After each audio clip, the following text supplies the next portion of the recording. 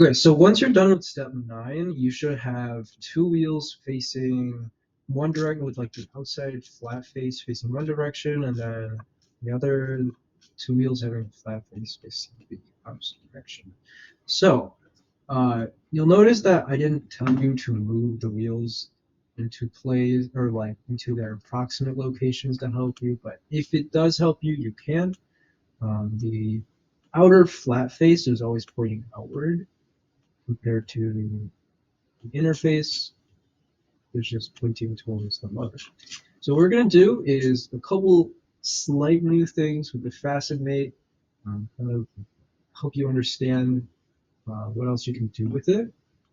So, so what we're going to do is we're going to take Fascinate, like we did before. Again, you'll notice no organization from on my part because, like I said, this is just taken from already finished example, and I just delete whatever for the step. So you're going to select the outermost edge of our wheel. And so basically the principle or the general idea of what we're going to do is we're going to connect the motor, or not, to connect the wheel to the outermost part of the axle. So that this face and this face will be planar or normal to each other. And then we're going to offset the wheel, and the wheel will be pushed in a little bit because we have to make room for where the shaft comes, which is right here. So what we're going to do is we're going to take this face and this face. You have the circle, you have the face, like selecting the overall face or selecting the circle. Feel. A couple of things you'll notice. First of all, right as of right now, there is no room to put anything else on this axle on this side of on this side of the axle. So, and the other thing is these two are not aligned, right? They're rotated, not rotated correctly. So what we're going to do is offset. First of all, we're going to offset the z, rotate around the z-axis. That way we can fix this. This is more of a like making it right kind of thing. It's not necessary. I think it looks nicer. So we're going to rotate it. Make sure you select rotate about z, 30 degrees. If you don't do rotate about Z, what happens is it will rotate on the other axis. That looks very cool, but we're not doing that. So the y-axis, we want the z-axis. If you're unsure, you could just play around with the three and figure out which one is correct.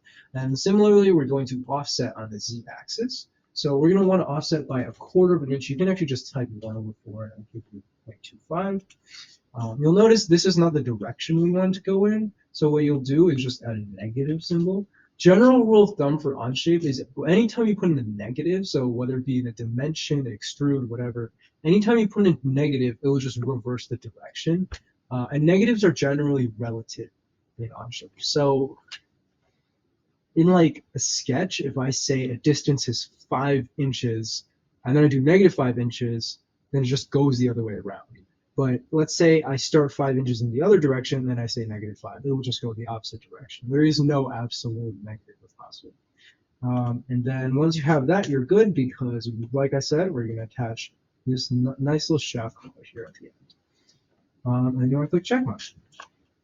The other side, I think the other two wheels, if I'm not, I might be mistaken, but you do the same thing, rotate about Z, 30 degrees. This side might be a positive value. Oh no, it's not. Okay, so this side's a negative value too. If it gives you, if what do you call it? If you do positive 0.25, it already goes in this direction towards the motor. You can leave it at that. But if it's giving you the other direction, like we saw with this one, with this wheel, you would have to change it to negative 0.25. Repeat that for the other three wheels, and you'll be good. Yeah, and also this photo is a little bit deceiving because it shows the wheels finished, but with the bearing or with the shaft. So, like I said,